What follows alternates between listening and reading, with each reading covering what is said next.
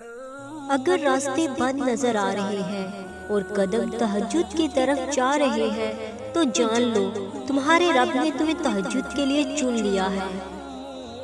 وہ محض اس لیے تمہاری نگاہوں سے راستوں کو اجل کر دیتا ہے تاکہ تم اسے منانے تہجد تک جاؤ۔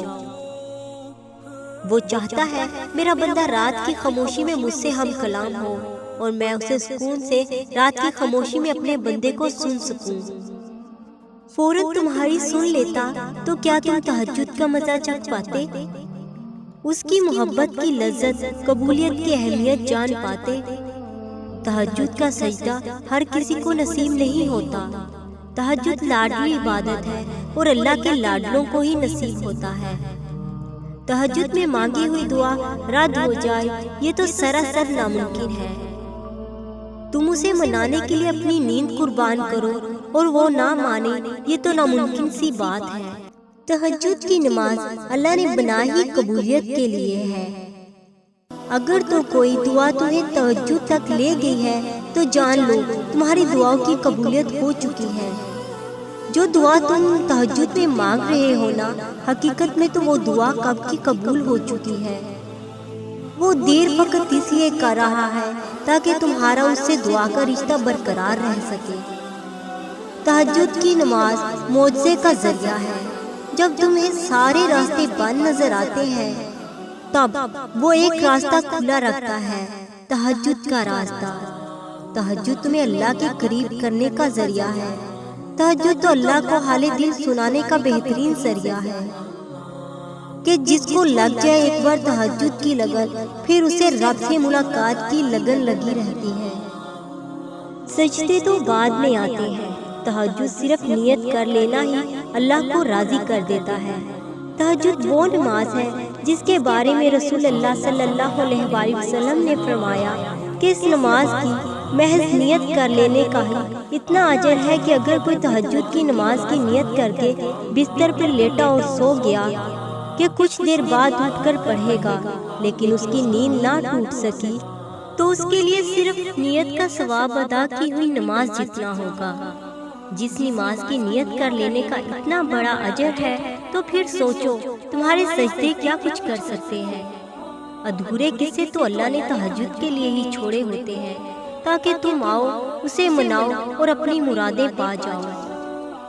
جب تم وقت تہجد اپنی نیند ترک کر کے اللہ سے یہ کہنے کے لیے سجدہ ریز ہو جاتے ہو کہ یا اللہ مجھے آپ سے محبت ہو گئی ہے، تو اللہ بھی پلٹ کر ضرور فرماتا ہے کہ مجھے تم سے بھی زیادہ تم سے محبت ہے۔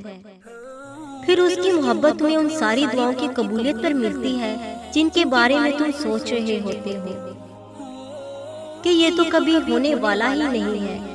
اللہ کی محبت تمہیں تہجد تک لے آتی ہے اور تہجد تمہیں معجزوں تک۔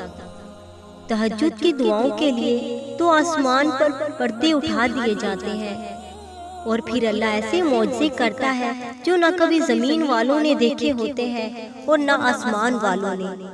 تہجد کے وہ سسکتے ہوئے سجدے ہی تمہاری دعاؤں کے لیے معجزوں کا ذریعہ بنیں گے جو صرف تمہارے اور اللہ کے درمیان ہے۔ تہجد بڑا گہرا راز ہے اور اللہ اور اس کے بندے کا، اور شاید اللہ نے اسے راز ہی رکھنا تھا، اسی لیے تہجد کا وقت تب منتخب کیا جب ساری کائنات سکون کی نیند سو جاتی ہے، اور پھر اللہ ان سے ملاقات کے لیے پہلے آسمان پر آ جاتا ہے جو اس سے ملنے کی تڑپ میں نیند توڑ کر آتے ہیں یا جو اس سے تڑپ کے مارے سو ہی نہیں پاتے۔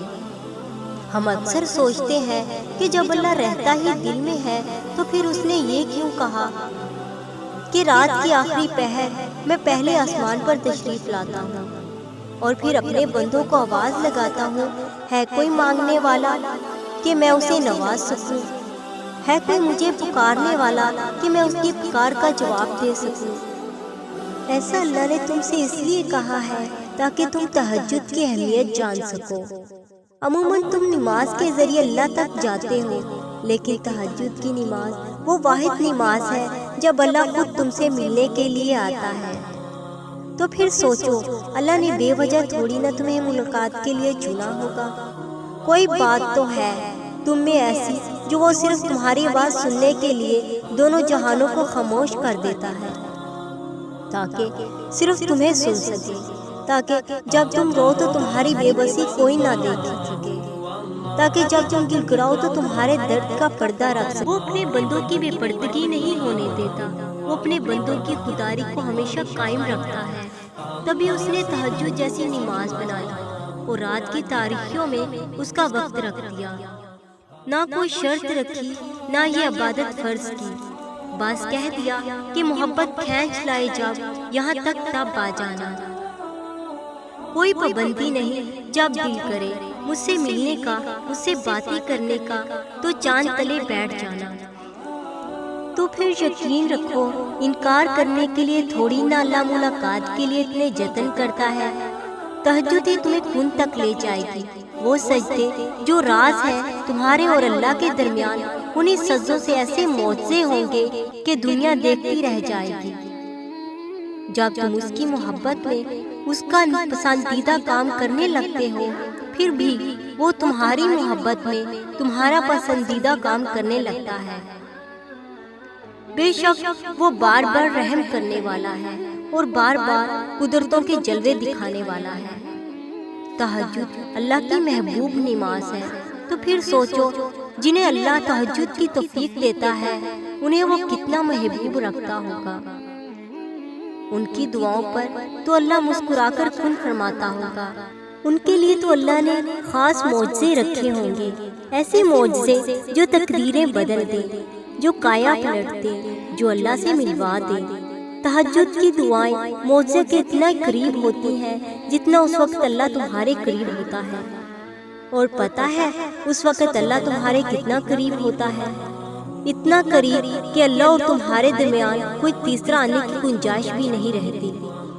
اتنا قریب نہ آسمان والے تمہیں اللہ سے جدا کر سکتے ہیں اور نہ ہی زمین والے۔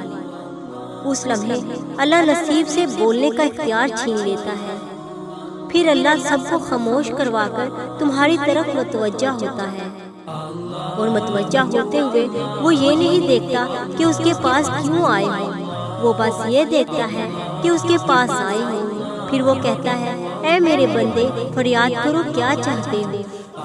مانگو مجھ سے، میں تمہیں نواز دوں گا۔ بس پھر وہ ایسی دعائیں قبول کر لیتا ہے کہ دعائیں بھی حیران رہ جاتی ہیں۔ پھر وہ وہاں سے مدد بھیجتا ہے جہاں التجائی بھی نہیں جا سکتی۔ پھر وہ تمہاری چاہت کو ایسے تمہارے نصیب کا حصہ بنا دیتا ہے جیسے یہ تمہارے نصیب سے جدا کبھی ہوئی نہ تھی۔